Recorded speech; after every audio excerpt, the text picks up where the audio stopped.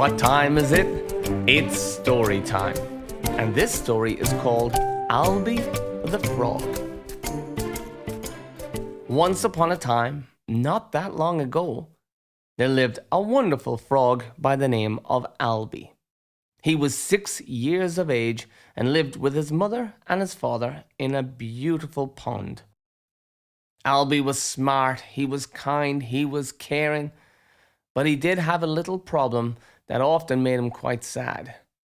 You see, Albie's legs didn't work properly, and he needed to use a walking stick to get wherever he had to go.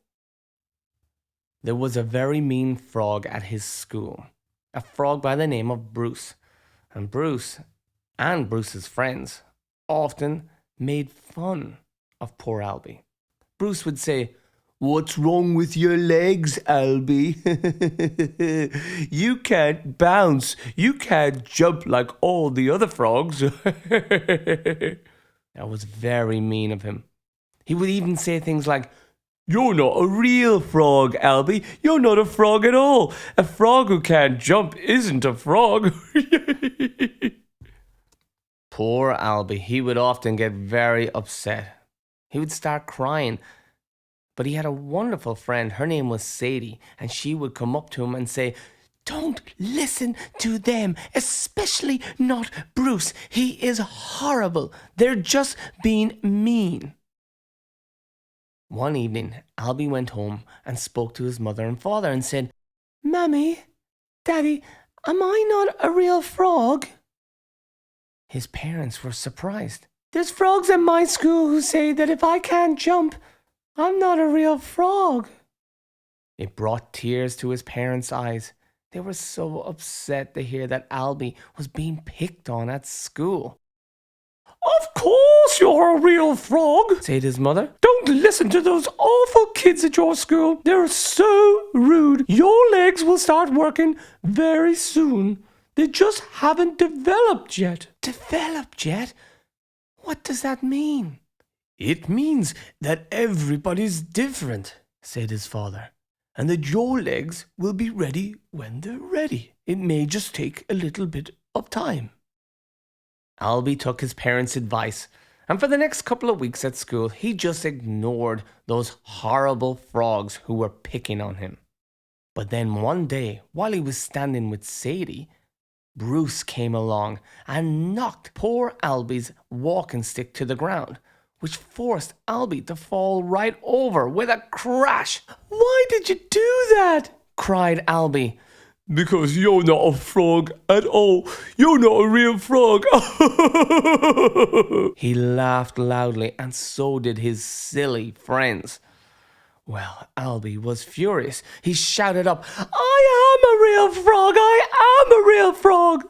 "Well then, prove it," said Bruce. "Meet me this afternoon at the oak tree. If you're a real frog, you'll be able to jump right up to the top branch. But you're not a real frog, so you won't be able to do that." "I will be able to do it," said Albie. "I'll meet you there and I'll show you."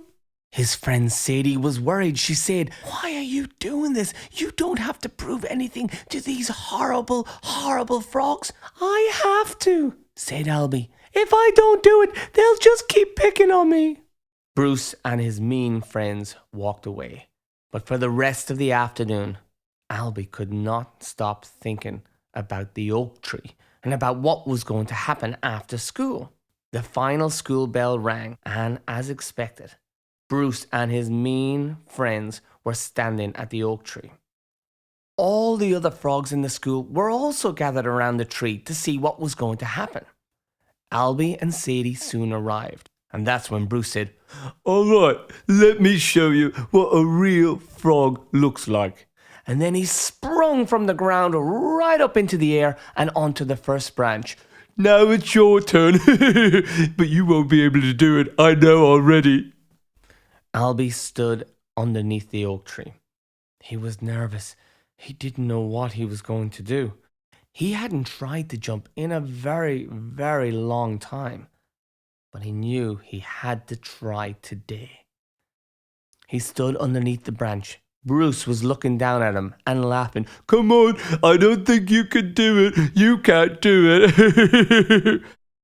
Albie was so nervous, and he was getting more frightened the more that Bruce talked to him. He looked at his legs, and then in his mind he said, come on, you can do it, I know you can do it." Nothing happened at first. Nothing at all. And Bruce laughed even more. "All right, everybody, let's all go home. He's not a real frog. I told you he wasn't a real frog." "I am a real frog. I am." As soon as the words had left Albie's mouth, he felt a very strange feeling in his legs. And then suddenly, without any warning, he was flying up into the air. He had jumped so high, it was unbelievable. He flew right past Bruce and onto the branch right above him. All of the other frogs who were watching started cheering. But Bruce wasn't so happy. Well, just because you got up there doesn't mean you can come back down again."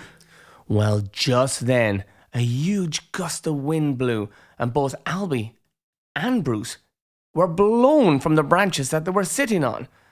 Well, Bruce landed on the ground first with a crunch, and then straight away, Albie landed on top of him. And as he did, Bruce's leg twisted. "Ow! Oh, my leg! He screamed. "Oh, I don't think I'm going to be able to walk now." As soon as the words had come out of his mouth, he looked at Albie, and for the first time he realized just how awful he had been. He knew now that his legs were sore, and he realized that he wouldn't like somebody making fun of him.